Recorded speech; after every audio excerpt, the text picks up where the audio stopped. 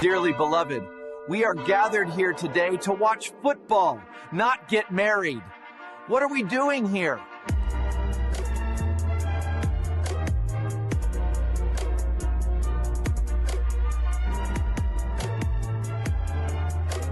I've gotten a lot of baby powder. People like, man, what you getting out of baby powder for? I think I'm going to have to smack the hell out of a lot of people this year. I just can feel it. Hold on. The only thing you should be getting married to in the fall is football.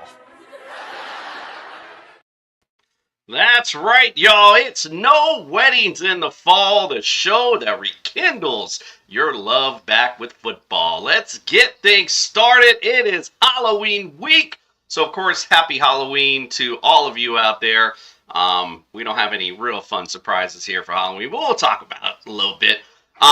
Do us a favor if you watch it on YouTube. Do us a solid, hit subscribe, give us a like, throw your comments in there. Little things stopping you from doing it, big things popping for us when you do. We always appreciate that. Also, don't forget, if you're looking for daily fantasy, go to FastDraft app, use the promo code Troupe. We'll double that deposit up to $50. And if you're looking for a championship bling for your fantasy champion, look no further than Pro-Am Belts. Let's get the introduction started. Welcome into the studio, Justin Jesus Herrera. Welcome in, my friend. Hey, so I was thinking about it. I was like, what does Troupe remind me of? Right now, in this picture, you look like you're in the Blair Witch Project, like one of those documentary type horror movies.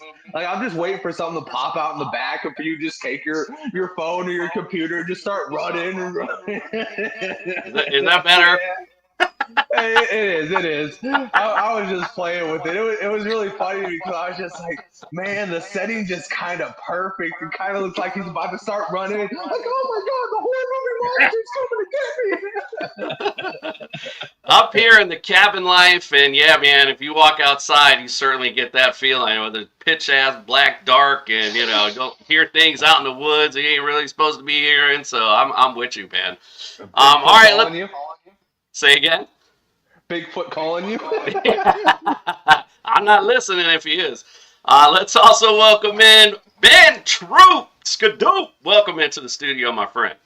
Man, Commissioner Justin, it's always a pleasure being on with you guys, man. I would never be in the Blair Witch Project. As you can see how I look. I'm not in no Blair Witch Project. I'm not dying in no Blair Witch Project. I'm just telling you, there are certain things, you go, man, guys dying like a Blair Witch Project. Well, I can't even be cast in the movie. I can't even be. Because as soon as they go, Ben, this is what we're going to do. We're going to be out here in the woods. All right, just stop right there. No. We're going to be in the woods. No. No. Put me in some light. I'm not going to. Listen, number one, by the time they get to me, I'm dead already. Somebody will, boo, I'm dead. Heart attack going out of there. Like, dude, he gone already, bro. I'm not. If I go to a cabin, I'm like the commissioner. I mean, I can't wait for the campfire tomorrow night. Well, y'all tell me how it went. I'm going to be in the house under the fireplace. A bear not walking up on me. People go, the bear walked up on you. No, I'm trespassing. The bear lives out here. I'm where he is. Has a bear ever come in my house? No, that doesn't happen. So, no, we're not. We're not doing. I'm just saying certain stuff I hear. You know what I'm saying? Like, you know, in the words of a Serge Entertainer, listen, I run when I hear somebody. When I see somebody else run, I'm running. I don't care why you running. I will ask why we running when we stop running. So as soon as I hear, I'll run you. I'm gonna say, dude, you scared the hell out of me. What you running for? No, dude, I heard something. The time I hear something, gone, done. I'm like Kevin Hart. I done left the baby and everything. I left the baby. He can walk, he can run. If he can walk, he can run. I just Go ahead, Justin. Sorry. I was gonna say, I remember the joke he's talking about. I was gonna say, Dad's gonna be waiting in the car saying, go. Yeah, I don't do that. I don't do that. Listen, we all got ladies, man. You know, in the middle of the night, you hear something, she's like, what is that? Go check. What the hell you want me to check for? What the fuck? And then you checking like this. I'm like, and I'll say, hey, if you jump out in front of me, I'm just telling you, I'm gonna light you up. I'm gonna aim down, but I'm gonna aim. So I hope you like your look. I'm gonna make you look like Scatterboo. I'm gonna shoot your whole ankle off. Damn, too soon. I'm just saying, like as soon as something like that with Scatterboo happened, what do the trainers? Are they going? Is it bad? Can you see? I mean, his foot is doing the first down sign. His foot is going. Not doing Yeah, what's funny is my wife was like, when she heard, like, she saw, we were watching the game and she saw it and we were, we were all like, oh my God. And then, luckily as a medical professional, she's in there going, she's a lawyer. So she's like, oh, well, it's dislocated, we'll be back in a couple weeks. I was like, no. No. Did you see his foot? He ain't coming back. I'm like, people, when your kids go, you've had one of your fingers. Like I said, no, man, my finger was like, kind of crooked and you pull it straight. A dislocated finger, you just pull it straight. Dislocated ankles, I didn't even know an ankle could do that. So I'm like, I wish him the best, man. And shout out to Big Don too, man, taking them cheese steaks and pizzas and all that kind of stuff, man. But yeah, it's something about MetLife Stadium or whatever these bad or the Link. Some of these stadiums be rough, man. They rough on your lower extremity. 100, my friend. All right, well, let's get things started. I've been out a couple weeks, had some personal business to handle, so we got some stuff to talk about. Let's talk about what at least happened last week. And now to football scores with the boys from No Weddings in the Fall with the week on repeat.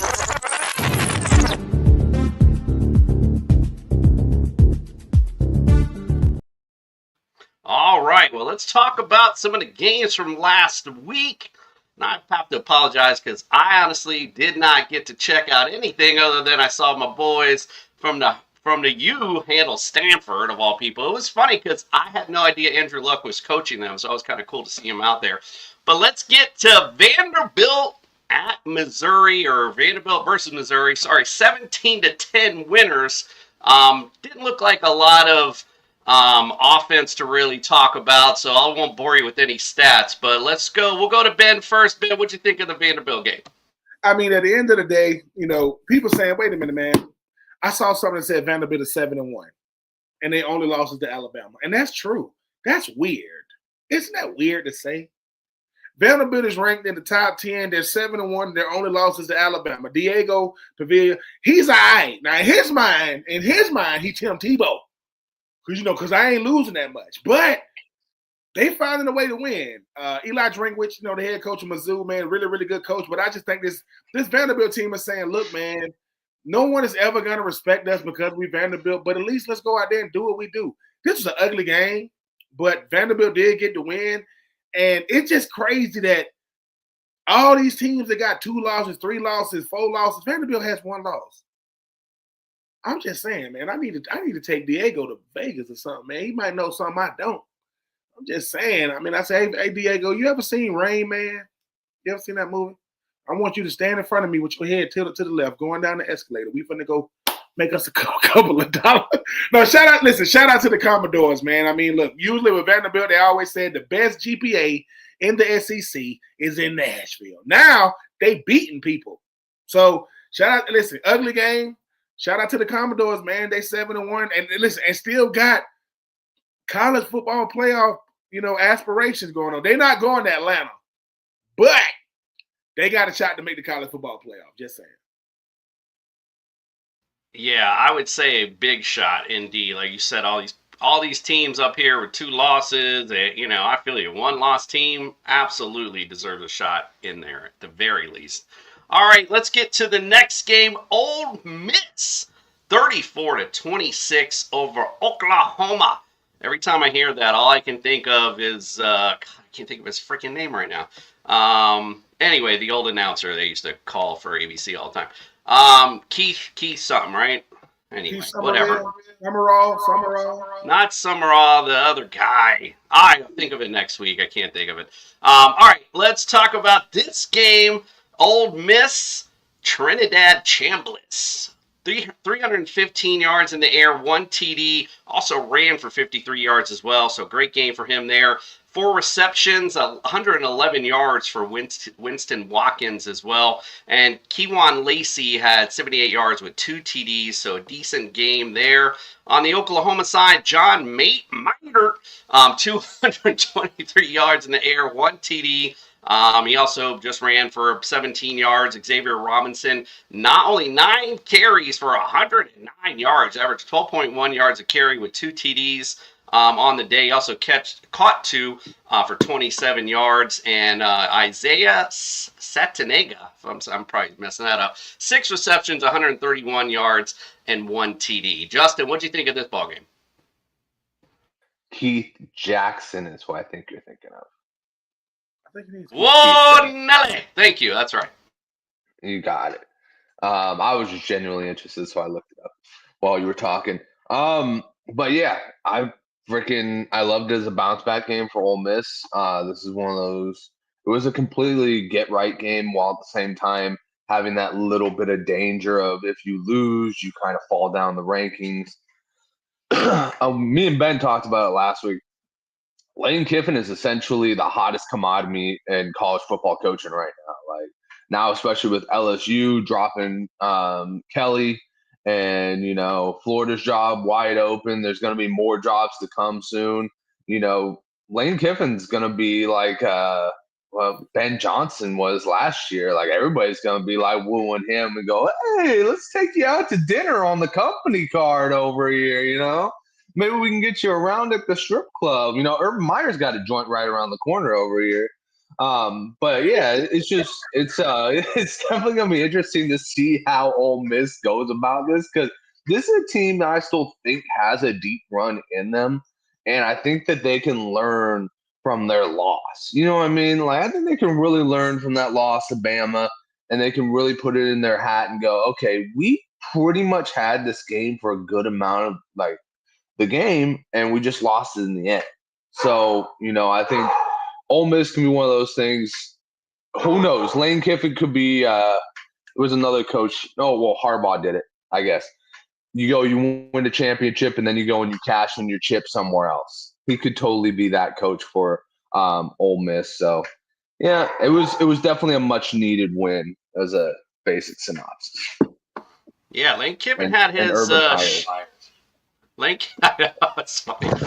Kiffin had his opportunity in the NFL before, so at least he's had a taste of what that's like. I was there. I was on that Raiders team. I was out there with him. I mean, I was out there along the lane, and I got there after him. But yeah, that was a little bit different. Interesting. Now we got an inside perspective on it too. Gotta love it. Yeah.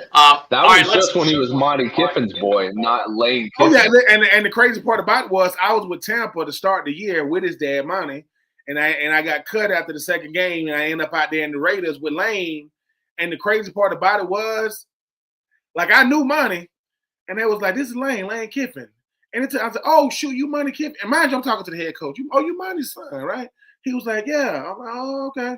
I mean, I ain't really know that much about Lane Kiffin at the time, but yeah. And his daddy is legendary. The Tampa 2 defense, that's Monty Kiffin all day long. But yeah, I knew Lane doesn't have the personality or the temperament to be a head coach in the NFL, because in the head coach, you're dealing with grown men that will tell you what's on their mind. You got to be able to deal with it or not. And he couldn't. When guys were showing up to meetings late and looking at him like, what? He was like, okay, yeah, you ain't gonna say nothing. Just go on with your little. Listen, when people put the word "little" in front of something, go on with your little meeting, go on with your little game plan. Yeah, you done lost. And plus, Al Davis, man, he rest in peace. He had receipts on Lane, man. When he fired him, he gave a list. Remember when he fired him? He was like, I fired him because of this. I said, God. I said, does Lane Kiffin owe Al Davis child support? Because that's what it sounds like. Go pick up your kid, man. God dang. Al Davis didn't even meet. He gave me, I appreciate the money, but he don't even remember me, and he ain't do me like that. Dang, right? Anyway. That's hilarious. Just win, baby. Just win. That's all you do. Exactly. All right, let's get to the next one. Texas A&M 49-25 to the LSU Tigers. Talking about the Texas A&M side, Marcel Reed, he had 202 yards in the air, 2 touchdowns. He also had 2 interceptions as well, but that's okay because he made up for it with 13 carries, 108 yards, and 2 touchdowns. So that was pretty pretty good way to make things up for your picks is just to run more than everybody else on your team. Not too shabby there. Definitely the MVP of that one. We had Garrett Nutzmeyer for LSU, 168, 1 TD, and he carried for, ready for this stat line, 6 carries, negative 44 yards, average of negative 7.3. Wow, that's a new one for me. Harlem Berry, 9 carries, 59 yards. I mean, the amount of carries that this LSU team had, I mean, there wasn't very much when your leading rushers carried the ball 9 times. 4 receptions, 60 yards was your lead receiver, Barian Brown, on the LSU Tigers. So, Ben, what'd you think of this one? I mean, Texas A&M, all them jokers wore a belt, and they took it off, and they beat. This was it's hard to beat LSU like that. It's definitely hard to beat them that bad at home. Like, as a person that's played at LSU, to understand that student section is crazy. Death Valley, take nothing away from the Death Valley in Clemson. The Death Valley, in Baton Rouge, Mike Elko is a coach who is a name that no one knows about, but that's the head coach of Texas A&M, right? It was all about Brian Kelly, who got fired. It got sealed on Saturday, 49-25. They leaving. They done left the stadium. And look, I know all these former LSU Tigers coming out, saying they support. Y'all ain't have nothing to say on Saturday. None of y'all phones work. Y'all ain't have nothing to say. Tyrann Mathieu, Odell Beckham, Jarvis Landry, all y'all. Jamarcus Russell, Malik Neighbors, Brian Thomas Jr., Joe Burrow, crickets on Saturday night. So I think it's all about the Aggies, man. I think when you think about Texas A&M was like the little brother to Texas until they win something. They ain't never really won anything.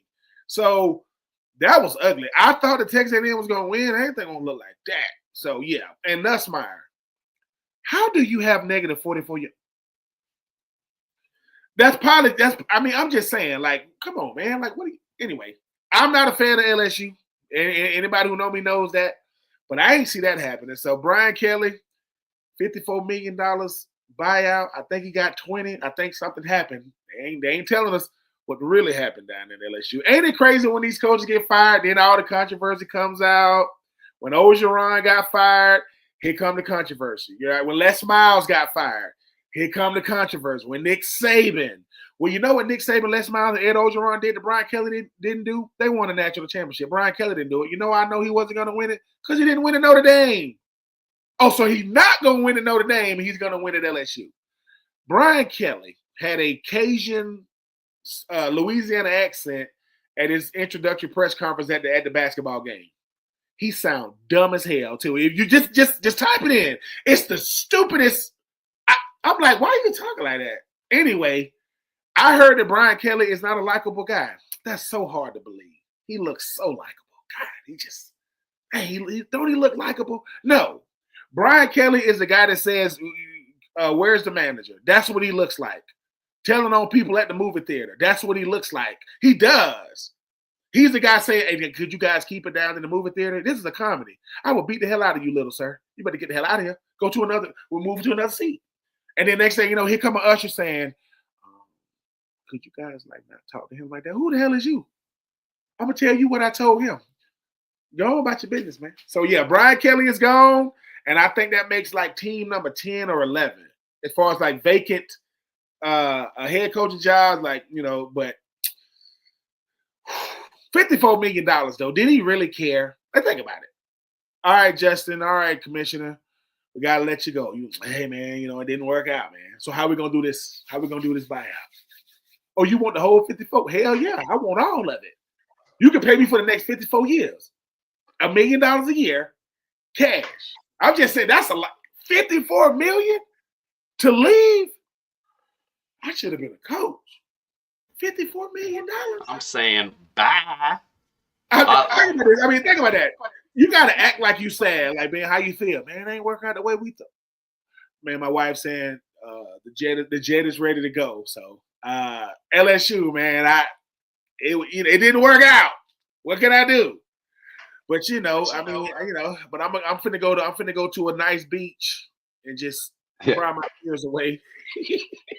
Gonna rent out Sandals Resort all to me and my wife. I'm just saying, like I'm not sure my wife might not even come. Or just get a bunch of girls on the plane. I'm just saying, like at the end of the day, if your job, if the first thing they do, they say your buyout is going to be 20 million, 30 million, 40 million. That's what they're going to pay you if it doesn't work out. Yeah, you won. It's like Chris Rock said. I woke up in the morning. I had 3 lawyers. My wife had 3 lawyers. I paid for hers and I paid for mine. He said, I realized I made it.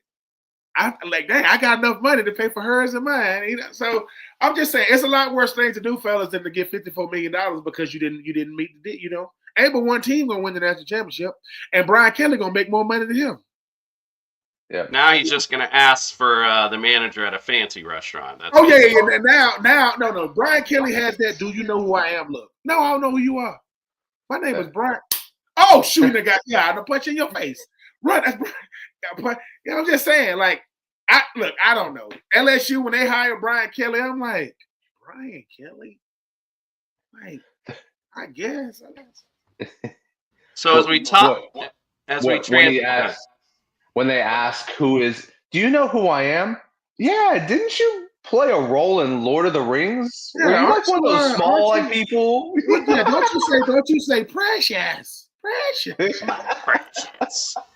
All right, let's transition on to the NFL, where we might as well just call it Beatdown Sunday, because that was pretty much what it was. And I'm not even going to bring up America's Fart, because they just let one loose this particular weekend, so I'm not even going to go off on that. But I will say, again, every team, every game, seemed like almost a beatdown on all of them. So we'll just talk about just 2 of them, actually. I'm going to go to Justin on the Jets and the Bengals. What a game that was, and what a surprise it was. 39-38, the Jets no longer on the 0-win watch, for sure. What'd you think of that matchup, Justin? Yeah, I think the Bengals fans are probably on suicide watch at this point. That game was, I mean, how does the city of New York pull it off twice? First you have the greatest comeback put on you, and then you back it up the next week and you have one of the greatest comebacks ever. I don't know how they do it. Overall, it was one of those games where you just realize the Bengals are just hot garbage. Like they got a great wide receiver core. They got a nice running back when they want to use him. And then everything else is just hot fucking trash. The defense couldn't stop anything, couldn't stop a cold. And then at the end of the game, when you need them to block for you the most, that's when they give up like 5 sacks. Like Jermaine Johnson was in the backfield almost every fucking down that Flacco dropped back. I was just like, what the fuck are we doing here? Max protect. Leave the running back in. Don't fucking send him out to fucking catch a little swing route. Leave him in to fucking block this guy. What are we doing here? It was fucking crazy. Congratulations to the Jets. Of course, they do it on the week that I put them as the eliminator. So I am officially eliminated. So suck it, Bengals. Once again, you suck ass, and you've put your fans on suicide watch, which they're Bengals fans. I don't think they could never not be on suicide watch at this point. They see Joe Burrow go down, they immediately. The hotline calls every one of them. They just spend all night. The 24-hour hotline just calls everybody in the greater Cincinnati area. That sucked. That game fucking sucked. So as people are listening, they're like, why is this guy cursing so much? And then, of course, he puts it out at the end. His eliminator pool was then eliminated. So this is the reason why we get it now. But it was a good game, and I would say more it's their defense is really hot garbage more than anything else. I mean, just the Jets have done nothing all year long, and all of a sudden 39 freaking points. That's crazy to me. All right, let's talk about one other one. And I only want to talk about this one because there was some interesting things that happened during the game. The Eagles 38-20 over the Giants. Obviously, the Scatterboo injury, everyone saw that. Pretty gross. Sucks for the Giants. I mean, these guys were finally, looked like everyone was all excited, like, hey, these guys are up and coming, and then that horrific injury to Scatterboo. But the main thing I wanted to bring up was this whole tush push and the fumble thing. Now, I know Giants fans were going crazy over it. Look, at the end of the day, you could take 2 touchdowns off the board. You still lose either way. But I do agree with the fact that should have been a fumble. They should not have marked him down. I thought that was kind of crazy. I did not hear a whistle till after the ball was out. So all of that didn't make any sense to me at all. But anyway, Ben, I just want to kick it to you. What do you think of the game and your thoughts on that stuff? Yeah, I mean, obviously you feel bad for Scatterboo. That kind of like sucked the air out of the whole stadium when that did happen. And but I will say the thing about the tush push is very interesting. Like, so let me get it straight. It's a tush push. I mean, Jalen Hurts trying to extend the ball. The ball comes out. The ball is out. The ball is out. I mean, can Jalen Hurts even be on the ground with that many people in front of him? He can't even be on the ground. He's not. The ball comes out. You didn't hear no whistle. Then all of a sudden you got the late whistle. That's crazy. Like, that was a fumble. That should have been a touchdown. And then the thing about it is I guarantee you in 2026 the tush push is going to get banned. It is going to get banned. And the reason why it's going to get banned is either guys are firing off too fast, they're offsides. It's just you can't really police the thing. You can't really say, dude, what is going on? And now, I will say this, Brian Burns. Boy, you really looked out for your boy Kayvon Thibodeau because he was saying something about the ref, and you hear Brian Burns say, you're going to get fined.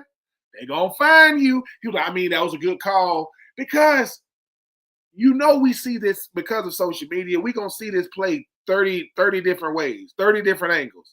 And every time you saw it, that's a fumble. Let's just say they blow it dead after the fumble. It still should have went to the Giants, and it didn't. And I'm like, this whole game was crazy. It was a bunch of blown calls in the game. That game had some crazy. I mean, I think on the extra point part that it was blown dead before they kicked it, and they still let it. The Eagles have put the refs in a real bad situation because they're trying to protect Jalen Hurts, but then they're trying to get the tush push right. I don't know, Commissioner. I'm watching it and I'm saying to myself, you know what? If you are an Eagles fan, you think they cheating against the Eagles. If you play against the Eagles, you thinking, wait a minute, man. Saquon Barkley stood up though. Saquon said, "Look, I got to get right against my old team now." Like he showed he still got it in him because at first I'm like, man, what type of cheesesteak was Saquon eating in 2024? He shouldn't have ate it because he ain't been himself in 2025. And AJ Brown, he's gonna be an Eagle. I don't know if he's going to be an Eagle in 2026. He's going to be an Eagle in 2025. The Giants, I think the what they call it, the Cinderella story is over. Scatterboo is gone. Jackson Dart, I don't know who he's going to throw the ball to. And the Giants, it's going to be a long rest of the year for them. Like, it's going to be a long year. And but I do feel bad for Scatterboo, man. Like I said, man, there are injuries and there's his. God, dude, I'm like, and trainers, your job is to run on the field when the player gets hurt. Just look at the way Jackson Dart was going crazy. I mean, I'm like, bro, like a foot not supposed. When you start saying the air cast and all that kind of stuff, it was hard to watch, man. You know what I'm saying? Because when he got to the hospital, man, they said, bro, good thing you was in an NFL game. Because boy, if you played for like, Syracuse or something, you'll be done. Thank God you're in the NFL and we got the best trainers in the world, the best money, just trainers money can buy, I guess. But yeah, the tush push is gonna be what I got coming out of the game because, like I said, I think it's a good play. But every time something controversial happens, they can't tell us why. There is no explanation. And when you can't explain a play, and I'm tired of them going to New York, I said, dude, why are they even asking y'all? You don't even know either. Oh, it was a what? Man, go back to the game. They don't know what they're doing. And all they do is watch football. So, yeah, it was crazy. But the Eagles have found their stride. Graham, he back. He came out of retirement. He's back out there. But Jalen Hurts, man, you don't got to like him.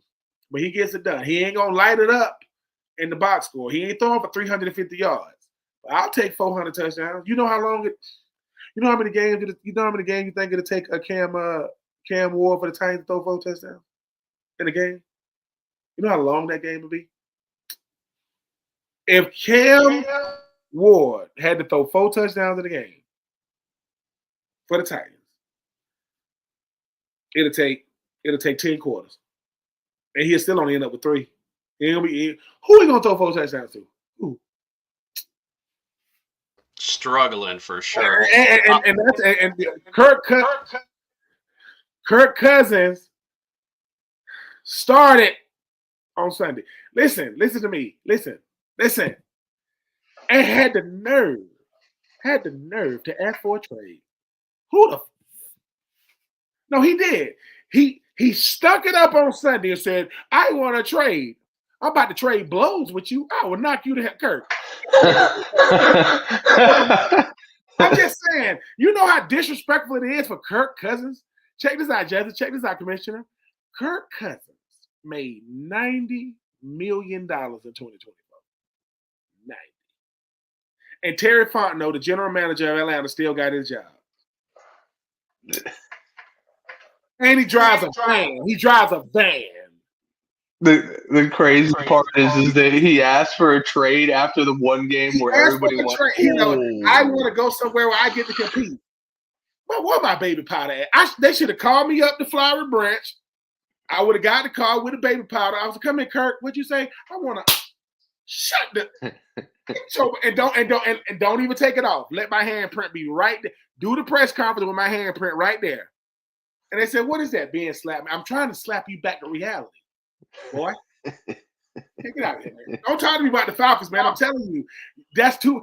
Bijan Robinson is a top 5, maybe top 3 running back, and they gave him the ball 9 times. Man, I just want to bring up the point that I didn't bring that up. You did, so I'm just saying. But what a couple things I just want to know real quick before we transition on about the tush push, because it's very interesting to me. Because 2 things. One, when I was a kid watching NFL.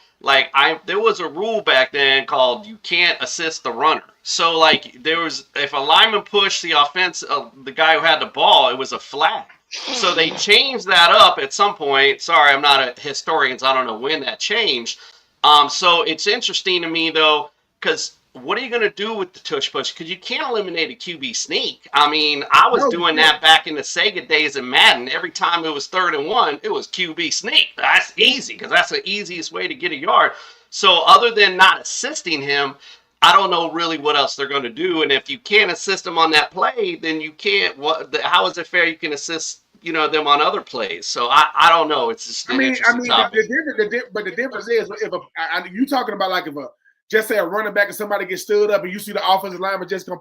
Well, see, the difference is he was already in motion and they just trying to keep him there. They just trying to, and the tush push is so crazy because, how they'll do a play, they'll do like a teaching video. They'll say, listen, this is what the tush push. You can't really teach it. Because here's the thing. I'm going to keep saying this. The Buffalo Bills used to run it more than the Eagles did. They just wasn't good at it. They'll do it with Dawson Knox. They'll do it with Josh Allen. I think the thing about the Eagles is you got like an unstoppable play. But the thing is now, every tush push in 2025 looks totally different than 2024. It's like, what's going on? The old lineman all veered in. It's hard to describe a play like that. Like, if you play defense, I'm thinking, dude, what do I do? Like, what do you do? I don't know. Crazy. Justin, you were going to chime in there? The best way you can describe it is I played rugby. It's a rugby maul.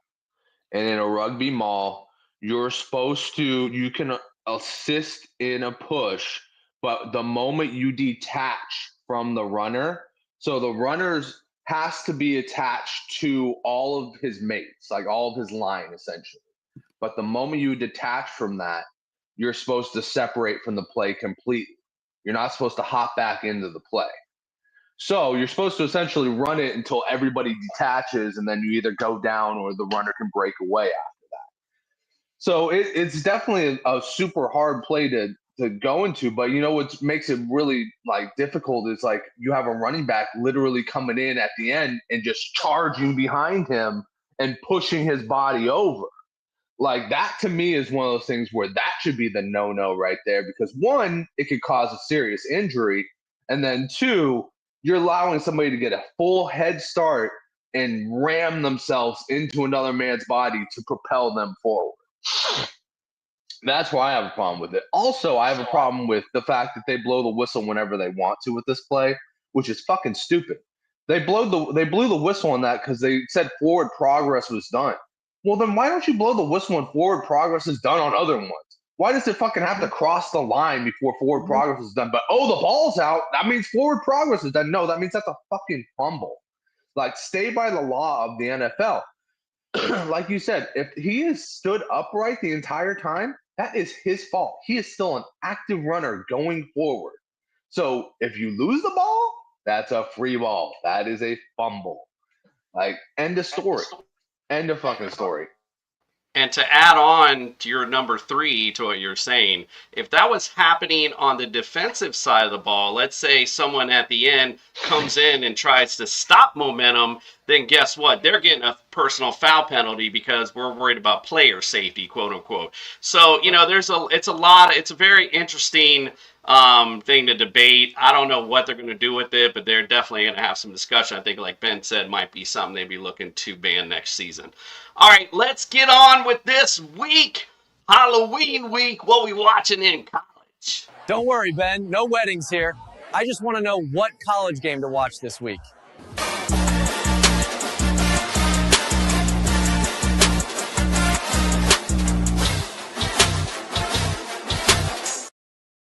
All right, got to bring up Vanderbilt. You know, I'm talking about them. Going to get in that playoff. Number 9, Vanderbilt at number 20, Texas. Vanderbilt actually leads the series 8-4-1.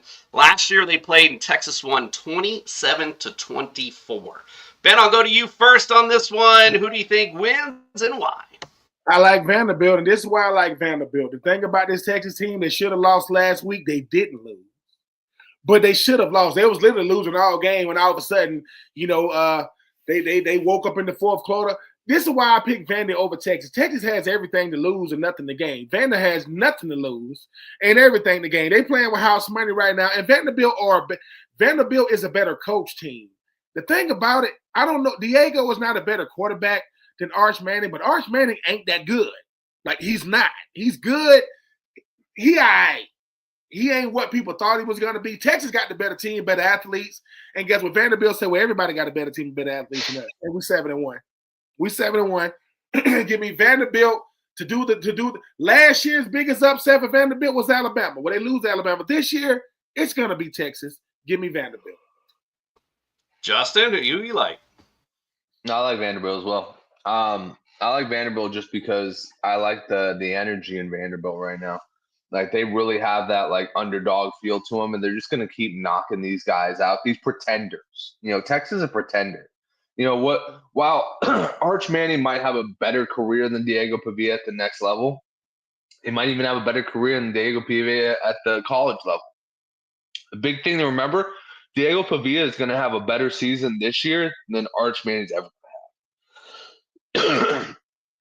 Because not only is he going to finish a Heisman candidate, but he is going to leapfrog his way into an NFL team next year when he had no fucking business being on an NFL team going into this season.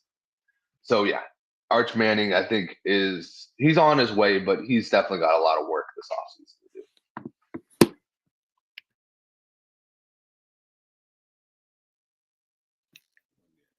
My bad. Sorry about that. My internet was doing weird things. In my fault. All right, let's go to the next one. Number 18, Oklahoma versus number 14, Tennessee. Oklahoma leads the series 3-2. Tennessee won actually last year 25-15. Justin, we'll go to you first on this one. Who do you think wins and why?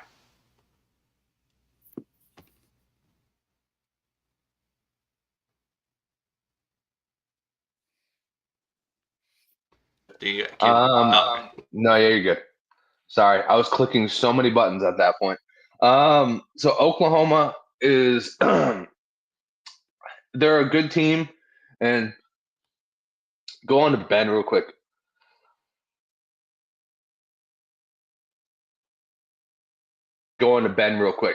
I got a cough. Oh, sorry. I thought you meant I'm going to go to bed. I thought you were going to ask a question. My bad. No. Ben, who do you think's gonna Just win? go on to Ben real quick. Okay, I got you. Who do you think's going to win? I like Tennessee in this matchup. I think Tennessee has a high-powered offense, and Tennessee is good whenever they're not playing Alabama, whenever they're not playing Georgia. Coach Venables, the head coach of Oklahoma, is a good coach. I think he's brought defense up there to Norman. But I like Vanderbilt. I like the way Coach Heupel and his offense is playing right now. And if you can't score points, you can't beat Tennessee. They're gonna score points.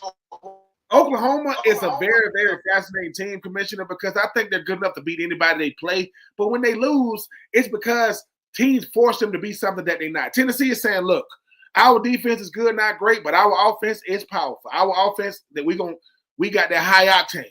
If I had to describe Tennessee offense, it's all gas, no brakes. They running. They're getting out the bus, getting at them.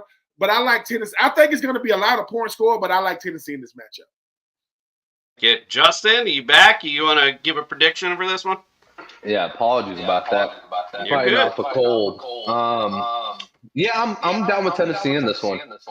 It's a lot of what Ben said. It's a lot better of an offense. Oklahoma has a really well balanced team, but they don't perform well or like superior on one level or the other. So I think Tennessee's offense is just going to overwhelm them in this game.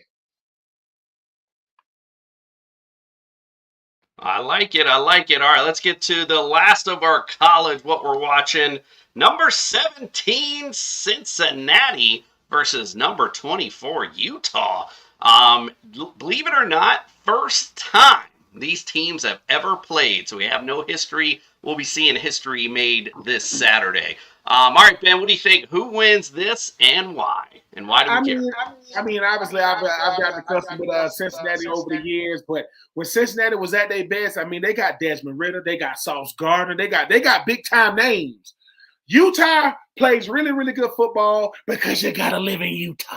What else are we gonna be doing? We're the Utes. What the hell is a Ute? I don't know what it is, but that's what they are. I got Utah in this matchup for this reason, right? Utah is always playing for something different. We playing for respectability because no matter what we do, people are going to always say, oh, that's just Utah. Well, ask Colorado about Utah. Ask Coach Prime about Utah.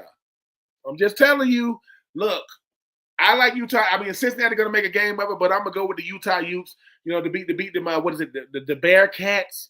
Give me the Utes over the Bearcats. You better not mess that up. All right, Justin, who wins this and why? Shit. I don't even know who either of these teams have actually beaten. So I'm going to just go with the better ranked team, and I'm going to go with Cincinnati at this point and say fuck it. Because one of my guys on my team, Corey Kiner, came from Cincinnati, and they seem to have done good with him. So I'm going to go with that. Cincinnati Bearcats, go ahead. I actually like the colors too better, the black and the red. Listen, over here, nowhere to the fall. We keep it 100 over here. Justin was like, look, you talk about football? Oh, shoot. You know what? I'm going to do what our ladies do. I like Cincinnati's colors. I'm going to go with the nice color scheme. You know what I'm saying? Because here's the thing. Yeah. Geographical question of the week. Yeah. Could you be able to point to Utah on the map? The answer is no. You couldn't. And you can't say on the left side. No, because there's a lot of states on the left side. Trying to find Utah, it's like, I don't know, trying to find a place like Kansas or South Dakota. South Dakota is below North Dakota. Where is it? Where the hell North Dakota is? I don't know. Exactly. That's all I'm saying. Like, I'm not saying I did good in geography class, but once we got past, Texas, I said, well, people are like, I'm from Oregon. Where is that at? I'm saying it. I could be wrong, but I don't know if a Bearcat is a fictional thing, but I just feel like we have a game here where we have mascots that don't really exist. We have a Ute and a Bearcat. Yeah, The Utah and Cincinnati is what happened when you run out of mascots. We don't what? We're gonna be a Ute. We're gonna be a what? We're gonna be a Ute. Like who is it? Coastal Carolina. Coastal Carolina, you know what their mascot is? It's a Chanticleer. You know what a Chanticleer is? It's a big rooster. Remember Toucan Sam, the big gigantic rooster? I'll say. I'm just saying, whatever his name, toucans or whatever. I mean, some of these things are running out of. I mean, didn't Hawaii used to be the Fighting Rainbows? They literally used to be the Fighting Rainbows. What the hell? Are they the Rainbow Warriors now too? Listen, at the end of the day, right? If you live in Hawaii, if you go to Hawaii, you good. Like, it doesn't matter if you win games. I live in Hawaii. Now, when hurricanes come, well, that's a different story. I mean, that's a little different then. But let us not. You know what I always wondered though? What is it, like the Tulane green wave? Like, what the fuck? What type of green are you waving around there, bud? I'm just saying we the green wave. You know what I'm saying?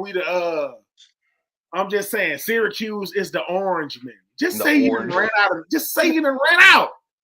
Like the Tennessee Vols. We're the Volunteers. Why? Because we're the volunteer state. That's stupid. So you're the volunteer state, so y'all the Vols? Get the hell out of here. Let us not forget. Illinois? Remember Illinois, University of Illinois, the Fighting Illy? Fighting Illy, yeah. Let us not forget, though, that the Utah Jazz named their professional basketball team the Jazz, and I don't remember ever hearing jazz and Utah, like jazz music being from Utah. There's nothing jazzy about Utah. Just call it what it is. I mean, just call them the Utah Caucasians and let's move on with it. At the end of the day, in South Carolina, their mascot is named Mr. Big Spur. He like a little gamecock. Your name is. I will knock you off that wire, you Mitch. I will knock you off. Oh man, I think we should maybe in the off season have a whole show. We'll just go through each mascot and maybe we'll rank them. The ones that don't like. Is it just me? Y'all tell me if I'm lying. Texas A&M and Mississippi State. That's the same color scheme. That is the exact same color scheme. And guess what? That's not even brown. That's maroon. It looks brown, but that's maroon. That's not maroon. That's brown and white. I love it. All right, well, let's get off. Aggie? What is an Aggie? I think I did. I think I looked that up. Actually, that is actually I think something. We'll come back on that. Let's talk about the week in the NFL we're gonna watch. You all are terrible. Even the boys from No Weddings in the Fall didn't pick you to win.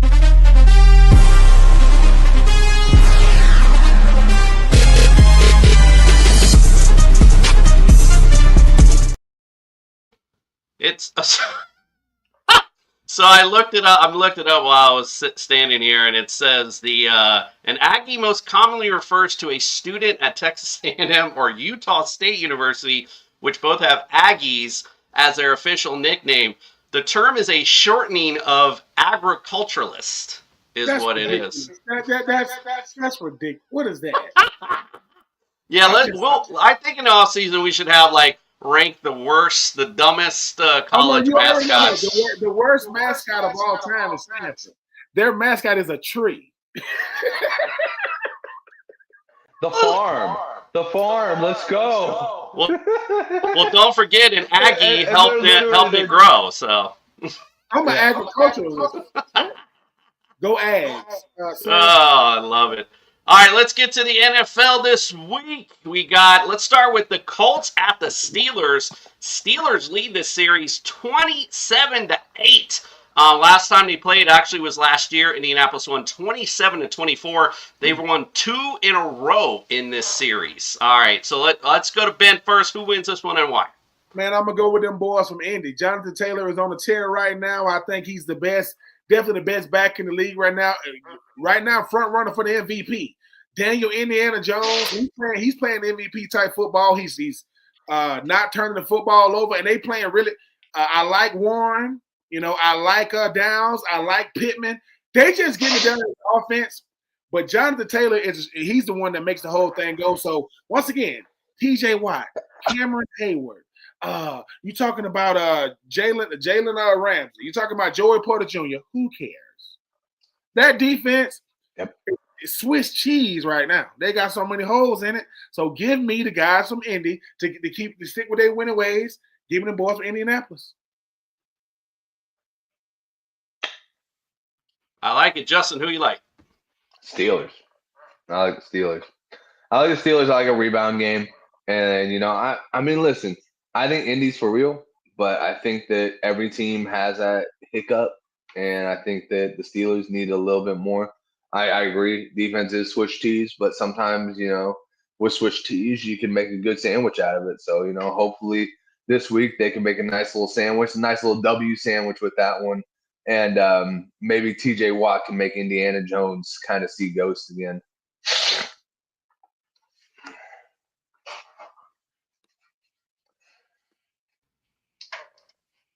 Dr. Jones. Sorry, that internet little wonky here in the cabin. My bad on that. So yeah, it's funny, Ben, is that we talked a lot about Saquon being MVP during last year as the season went on. Jonathan Taylor is about to put on just as even better of a season that Saquon put on last year, the way it's going. So quite honestly, I totally agree. He belongs in that MVP conversation. I keep doubting these Colts, man. They keep sticking it right back in my face, so I'm not going to doubt them no more. I like the Colts in this one. Aaron Rodgers kind of helter-skelter. I do agree with Justin saying, though, with that, bounce-back game, because Aaron Rodgers is kind of a little bit up and down. He could have a good one in this one. We'll see. But I still like Indy to take this one. All right, let's go on to a 1990s throwback, because the Broncos against the Texans, we ain't going to see no offense. Broncos lead the series 6-4. Last time they played was last year. I'm sorry, in 2023, not last year. Houston won 22-17. Justin, who do you think wins this one and why? I'm going to go with Denver. Denver played a very well-rounded game last week against the Cowboys. Houston is still trying to teach your son how to drive clutch for the first time. There's just so many stalls in there, and you don't know what to do. You hit the clutch, but then you forget to put it in neutral and then move it over to the gears. And it's just CJ Stroud. He looks good when there's no pressure on him. Guess what? Not every team's going to be decimated like the 49ers were. The Broncos are not going to be decimated like the 49ers were. You're going to have people in your face. Get used to it, son. And I still don't think he's used to it. I'm going to look for the Broncos to win this game, probably pretty handily, too. I like it. Ben, what do you think? Yeah, I agree. I mean, I got the Broncos. While the thing about C.J. Stroud and company, they found a way to get their swagger back a little bit. No one wants to talk about what Bo Nix has done in year 1 and year 2. I mean, having to deal with a guy like Sean Payton, who everybody thought was just washed up because he had Russell Wilson. Bo Nix comes in, and they ain't been doing nothing but winning ever since. I mean, this offense, Cortland Sutton, Evan Ingram, J.K. Dobbins, they got plenty of firepower, and no one's going to – and now they're going to find a way to throw this defense because Patrick Surtain, I think he's out with a hamstring injury, so that could benefit Houston. But who was Houston's number one guy at receiver? They got some good receivers, not no great receivers. Just watch out. Just watch out for Danielle Hunter and Will Anderson Jr. That's one of the best pass rushing duos in the league. Will Anderson. He's the pass rusher nobody talks about. They want to talk about, Crosby. They want to talk about, Aiden Hutchinson. They want to talk about Michael Parsons and Myles Garrett. Will Anderson Jr. been getting it done ever since he got drafted. So back in that draft 3 years ago, it was Bryce Young 1, C.J. Stroud 2, Will Anderson Jr. the third, Will Anderson Jr. Number 3. He's been getting it done, but I still like Denver, man. I think Denver is looking around their division saying the Chargers are playing well. We got to deal with Kansas City, and the Raiders are the Raiders. So give me Denver. Texans D legit, of course. Broncos D legit. But I think offensively, Broncos got it a little bit more put together. So I agree with you guys. I like the Broncos in this one. Let's go to our next matchup. We got Minnesota visiting the hot Detroit Lions. Minnesota leads the series 80-45-2, which kind of surprised me, but I forgot how bad the Lions were for so long. Lions actually swept them last year. 31-9 and then 31-29, which sounds kind of weird, but they won 5 in a row in this series. Be interesting to see if they put 31 points up in this one. What do you think, Ben, though? Who wins this one?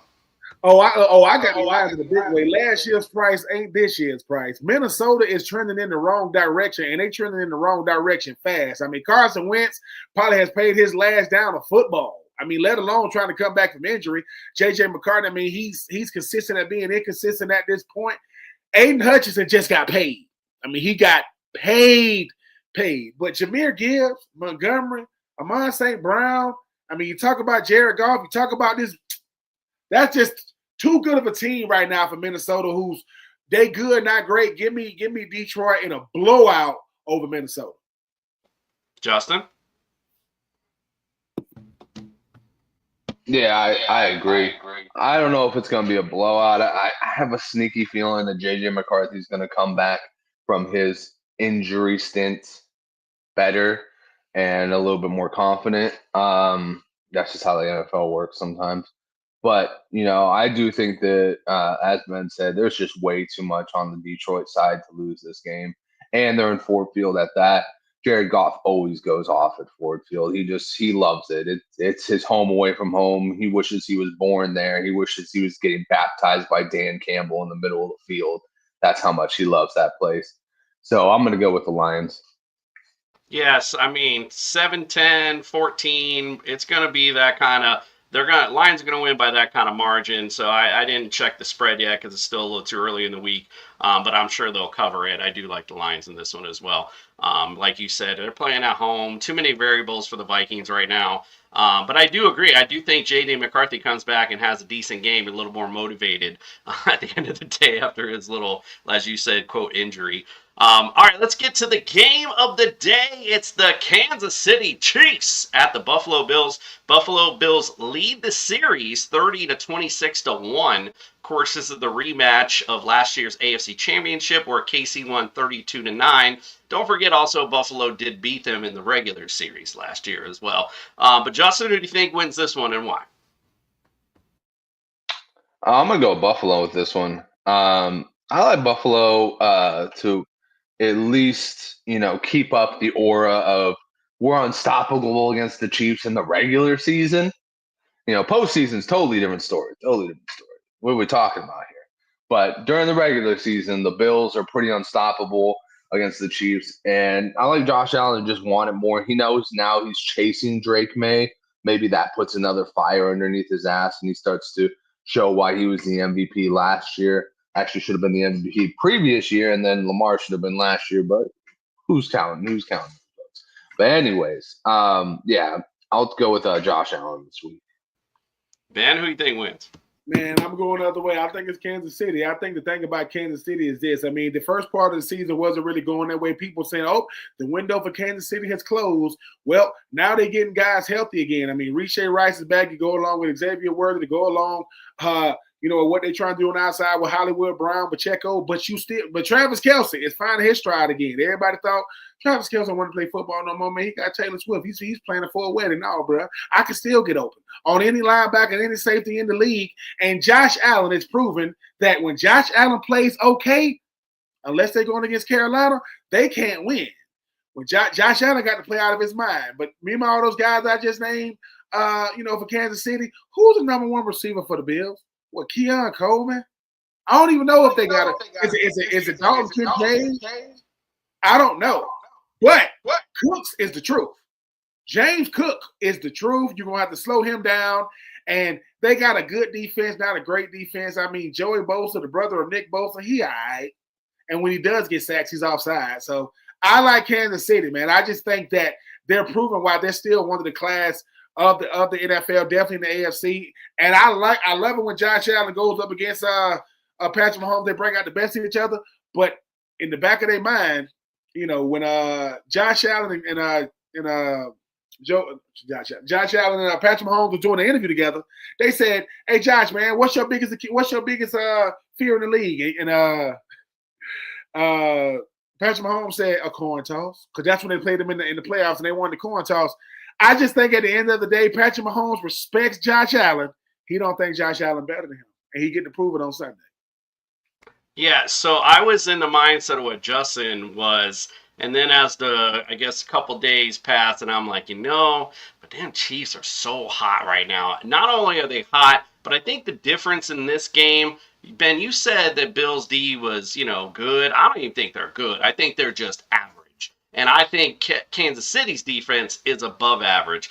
Put those offense together, they're pretty much equal. Each one has, good receivers on the Kansas City side. We got, kind of average ones over on the Bills. But the running back, like you said, that goes to the Bills, where, not so much on the Chiefs side. So let's just call that equal. But I think the Chiefs D is what the big difference is in this game. So I'm going to go with the Kansas City Chiefs in this particular one. All right, let's get to the final one. The Seahawks at the Washington Commanders. Washington leads this series 13-10. Last time they played was in 2023. Seahawks won 29-26. I apologize. I did not do my homework, so I don't know if Jaden Daniels is playing because that's going to make a big difference, obviously, in this prediction here. But, Ben, what do you think? Who wins this one and why? We got the Commanders versus the Seahawks? Sir. Yes, sir. It doesn't matter if Jaden Daniels playing. The Seahawks going to win this one. The Seahawks defense is nasty. Leonard Williams and company, Ernest Jones and them, they get at you. And they get at you because they get active and they stay active. Jackson Smith and Nick, let me tell you something. He's a top 5 receiver. You cannot cover him. You don't believe me? Check the stats. Sam Darnold is proving he's not a one-trick pony. Everybody thought I was only good because I was in Minnesota. What they got to say now? I'm up here in Pacific Northwest, and I'm still getting it done. I like the culture in Seattle. I like what they're doing right now. They got a good D. They got a good running game. They got a good quarterback. They got a top 5 receiver, and they got a good team. Give me Seattle because outside of Zach Ertz being the 8th tight end in the NFL history to have 800 yards, don't nobody scare you on this Washington team. Debo, nope, ain't nothing finna happen. Give me the Seattle Seahawks. I love it. Justin, who do you think wins this one? I don't think I could follow that any better than just saying, I fucking hate that I got to say this, but go Hawks. Clip that, people. If you are a 49ers fan, clip it. Because Justin said, look, I ain't doing it no more. Justin said, I'm coming off of a cold. Y'all trying to make me throw up. I don't want to have to say stuff like that. But I got to, that's the analyst.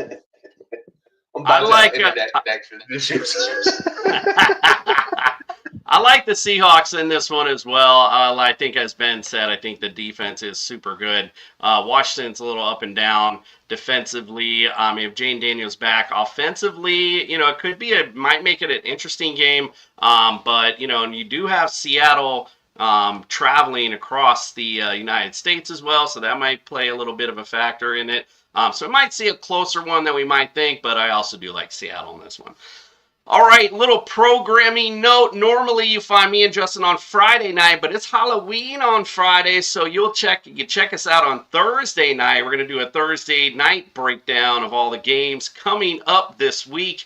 That's Jonathan Taylor and Bijan on the cover. I see Ben looking up, trying to see who that is. I know it was Bijan to the left. I was like, yeah, it's Jonathan Taylor. You got a little.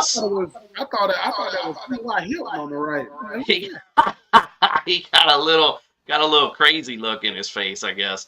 Yeah, so we're going to break it all down on Thursday. We're also going to have some fun skits on there as well, including our usual Halloween segment called You Got Ghosted. So if you drafted a player high and he did not come to expectations, well, you got ghosted. So we're going to have a little fun segment on that. And of course, we're always going to do some sophisticated picks, and Meg brings you into the Meg Zone this week. And then wake up with us on Sunday and stand a fantasy Jesus. You're going to get fantasy Satan blessing your fantasy football lineups. And of course, we got our Sunday morning cartoon along with our bets or your betting advice, as well as injury news and all that great stuff. So make sure you wake up with us Sunday morning at 8 a.m. I know it's past Halloween, but I messed up and forgot this past Sunday, so that's my bad. But whatever, we still gonna do it anyway. Who cares? All right, before we close out tonight, of course, we got Ben's Skadoopa of the week, but I just got one quick question because it is Halloween. Let's go, Justin first. Favorite Halloween candy, sir?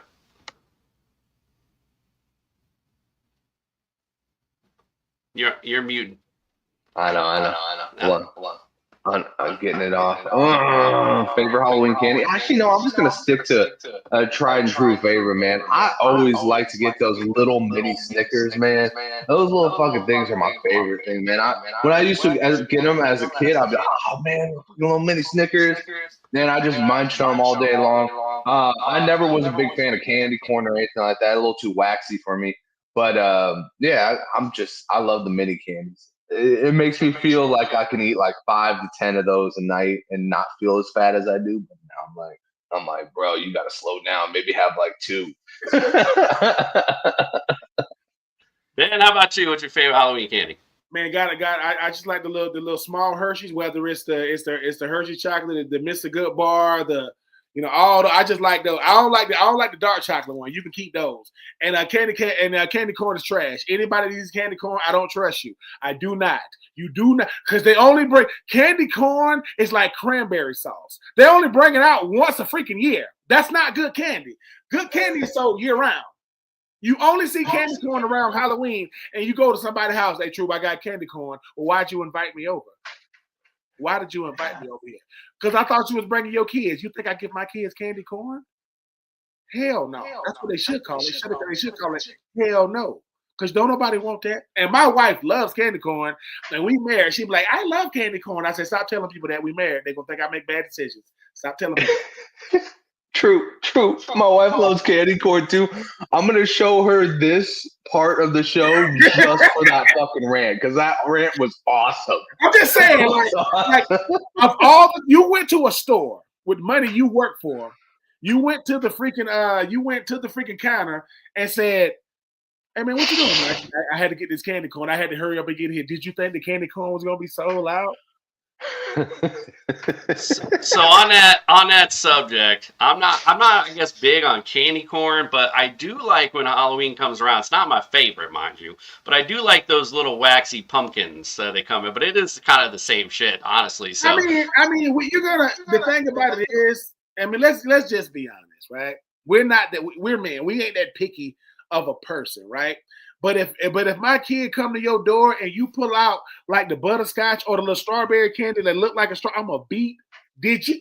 Listen, don't give my kid no butterscotch, man, and no pepper.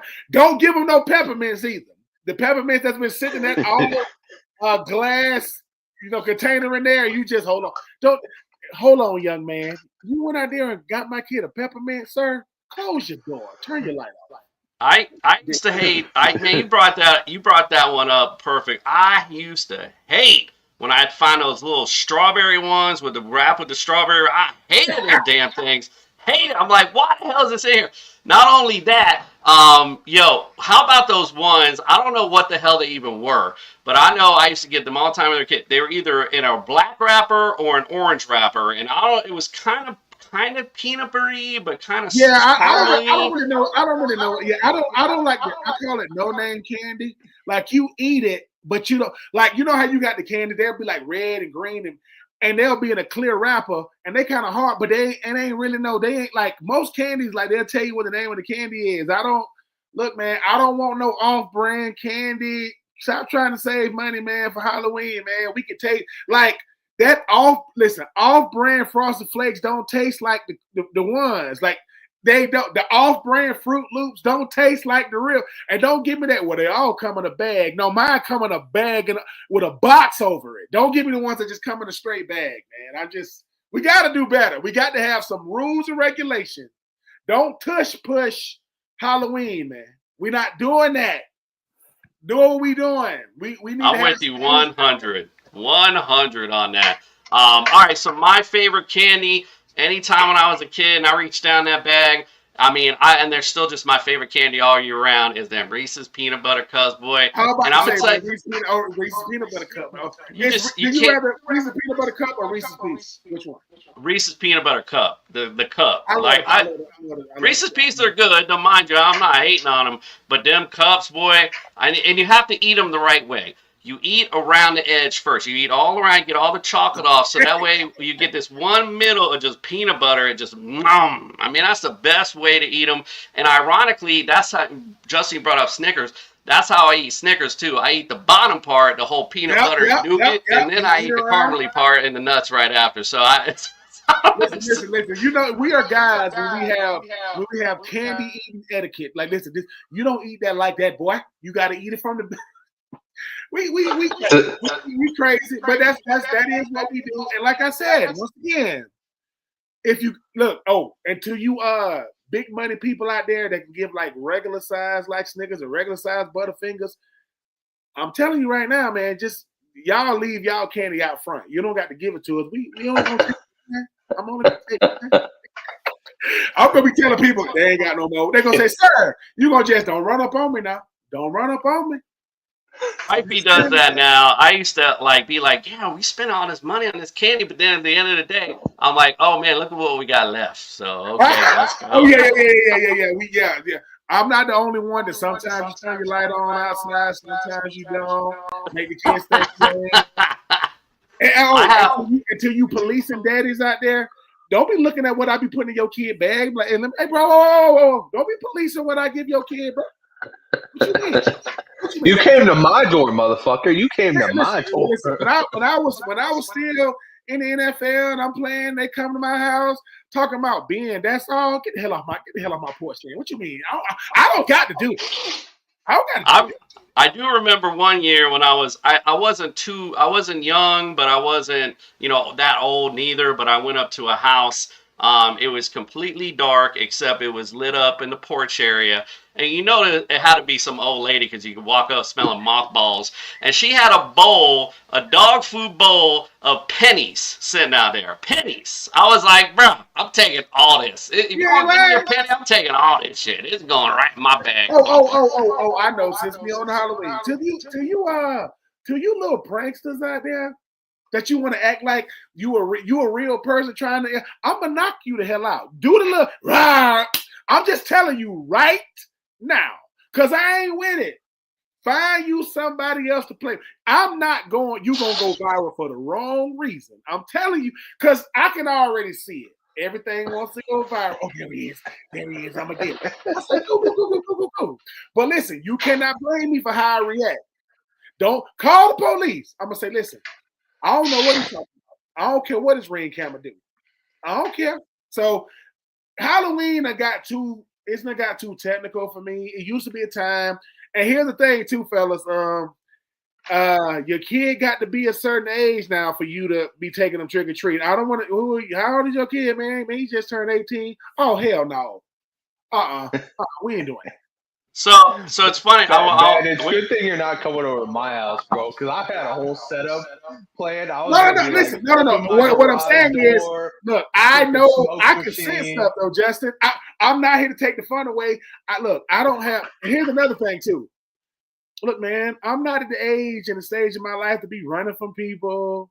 Like, I ain't got time. I'm not finna tear my ankle because somebody stop playing. Look, stop playing. Because like I said, I'm still, you see how I look, right? I'm going to run.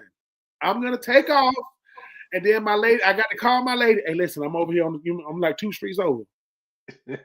You'll see me when you come around the corner. I'm not running all the way back to the crib. But Halloween is a very fun holiday. But to you super duper serious Halloween people, that's who I'm talking to. Look, man. Let's not make it crazy for nobody else, man. Leave kids alone. Don't be snatching bags. And maybe I'm just giving y'all my previous life experiences, but I'm going to tell you this.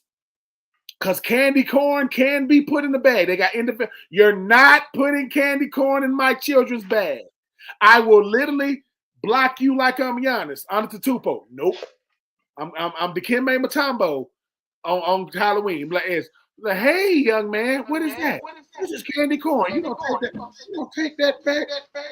So, hey, just a couple quick notes about what you guys said. First, I feel you on the teenager stuff because I used to actually aggravate the hell out of me. But someone brought up the point of, hey, they could be out partying, getting into trouble. At least they're still trying to, get their inner child in. So I'm like, you know what? Yeah, you're right. So I kind of chilled on that. But what I did this year, because I am a little crazy with Halloween. So what I did this year was set up a system where I have about, I think about now I got about 14 of those big animatronics. So what I did was on the side of my house is the Trail of Terror. So if you want the big candy, like we were talking about, you want a whole candy, you got to go through the Trail of Terror. You got to earn it. You got to go through, get scared, do your thing. You want the little candy, come up front, do your thing and go. It's cool. But if you want the big candy, you will have to go earn it in the Trail of Terror. So that's the way I got my setup this year. You got call it Trail of Terror. Well, it's just the back trail to my back. Well, my Trail of Terror is called Come in My Backyard. I got 2 dogs. You want to come back here?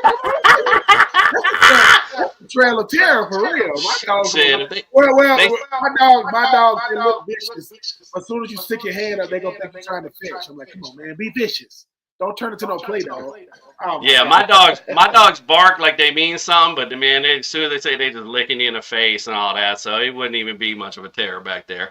All right, well, let's get happy Halloween to everyone. Thanks for joining us tonight. We always appreciate you. And we're going to close things out, of course, this week with our man, Ben Troupe, Skadoop of the Week.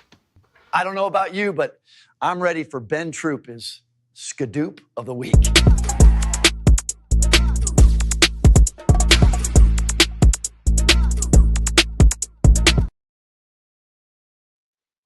What up, my good people? I am Ben Troupe. This is No Weddings in the Fall. Myself, the Commissioner Justin. Man, make sure you like, share, and subscribe. And I hope you like what you're listening to on No Weddings in the Fall. Look, just sticking with the theme of Halloween, right? Make sure that if you're a grown man, you policing everything going on around you. We live in a crazy world right now, man. For every good person with good intentions, you got an idiot out there with bad intentions. Make sure you're looking out for yours and those around you. And do yourself a favor. Look. Do not let people put candy corn, peppermints and those type of things in your bag. But make sure you enjoy yourself this holiday season. This is No Weddings in the Fall. I am Ben Troupe. You be you, I'm gonna be Troupe, and we out of here.